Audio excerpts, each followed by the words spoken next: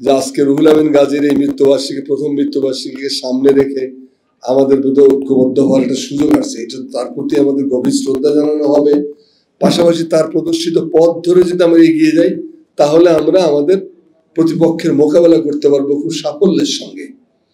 এইটা ব্যাপারে আমাদের ফোরাম নেতৃবৃন্দের মধ্যে ভাবার সময় এসেছে। দেরি হয়ে গেছে অনেক, আর দেরি করার উপায় নেই। আর একজনের কথা না বললেই হয় না, তিনি হলেন ভাবি। আমাদের জাতীয় কবি কাজী নজরুল ইসলাম বলেছেন, একা হয়নি কো জয়ী পুরুষের তরবারি, প্রেরণা দিয়েছে, শক্তি দিয়েছে বিজয় লক্ষ্মী নারী। রুহুল আমিন গাজী ভাইয়ের জীবনে ভাবি ছিলেন তার সেই বিজয় লক্ষ্মী নারী। কারণ নিজের সংসারটাকে আগলে রেখেই মানুষটাকে ছেড়ে দিয়েছেন। এবং সংসার নিয়ে আমার মনে হয় না রুহুল আমিন গাজী ভাই খুব একটা চিন্তা ভাবনা ছিল, কারণ সারাক্ষণ তো তরবারি নিয়ে ঘুরে বেড়াতেছে। তো সারাক্ষণ যে লোক মাঠে কাজ করে, তার সংসার আগলানোর জন্য তো এমন একটা লোক দরকার যে তাকে ওইখান থেকে সব রকম চিন্তার থেকে মুক্ত রাখবে। এবং ভাবির প্রেরণা, ভাবির ভালোবাসা রুহুল আমিন ভাইয়ের জীবনে একটা বিরাট প্রভাব বিস্তার।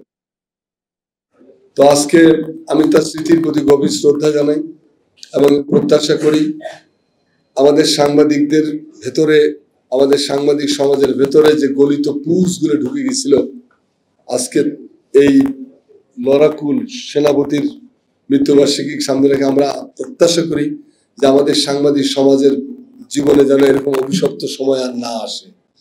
আমরা যেন আমাদের আদর্শ থেকে, আমাদের লক্ষ্য থেকে, আমাদের সাংবাদিকতা আসলে একটা সেবা কার্যক্রম আমার বিবেচনায়, এই সেবা কার্যক্রম থেকে যেন আমরা আর কখনো বিচ্যুত না হই।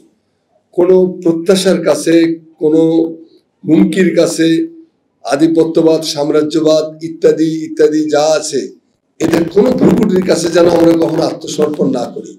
জুলাই গণবিপ্লবে, জুলাই গণজাগরণে আমাদের যে পথ দেখিয়ে গেছে, আমাদেরকে যে শিক্ষা দিয়ে গেছে, সেই শিক্ষার থেকে যেন আমরা বিচ্ছিন্ন না হই। তাহলে জুলাইয়ের যে ছেলেমেয়েরা শহীদ হলো, তাদের প্রতি বড় বেশি অশ্রদ্ধা দেখানো হবে।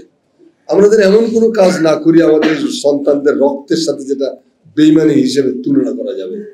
আমাদেরকে সকল রকম খারাপ কর্ম থেকে যেন আল্লাহ বিরত রাখেন। আমরা যেন ভালো কাজে ঝাঁপিয়ে পড়ি। দৃষ্টান্ত হয়ে উঠুক রুহুল আমিন গাজী। আমাদের দেশে সাংবাদিকতার আরেকটা কথা বলে আমি শেষ করতে চাই, যে আমাদের সাংবাদিকতার আদি পিতাদের একজন হলেন কাজী নজরুল ইসলাম। কাজী নজরুল ইসলামের আগে এই ব্রিটিশ ভারতের সাংবাদিকতা ছিল 15 বছরে আমাদের সংবাদপত্রের যে ভূমিকা এরকম পদলেহী, পদলেহনকারী, তোষামতকারী, যা যা বলা যায় সহজ ভাষায় আর কি, সেগুলো ছিল। নজরুল যখন ধূমকেতু বের করলেন 1922 সালে, তখন সাংবাদিকতার খোল নলছে তিনি পাল্টিয়ে দিলেন। এবং এই জন্য নজরুলকে বলা হয় গণমুখী সাংবাদিকতার পথিকৃৎ। এই যে নজরুল প্রবর্তিত গণমুখী সাংবাদিকতা, এই গণমুখী সাংবাদিকতার শেষ ব্যক্তিটা হলেন আমাদের রুহুল আমিন গাজী। ত্যাগ আছে তার, নির্যাতিত হয়েছেন। তার যখন ভোর হলো, সকাল যখন হলো, যখন এই যে সংগ্রামটা তিনি করলেন, বিনা, তাকে তো হত্যা করা হয়েছে জেলখানায়, তিনি তো কিল্ড। কারণ বিনা চিকিৎসা একটা লোককে রাখা মানে কি? রাখা হলে তাকে আসলে আপনি খুন করতে চাচ্ছেন।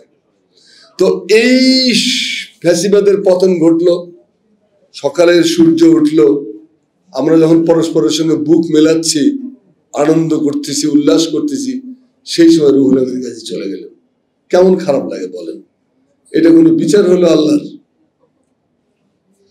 মানে আমার কাছে খুবই কষ্ট লাগে যে আমরা এতটাই ঘনিষ্ঠ ছিলাম যে তার কথা বলতে গেলে কিছু ইমোশন তো ভর করে। যাই হোক, আমি তার স্মৃতির প্রতি গভীর শ্রদ্ধা জানাই।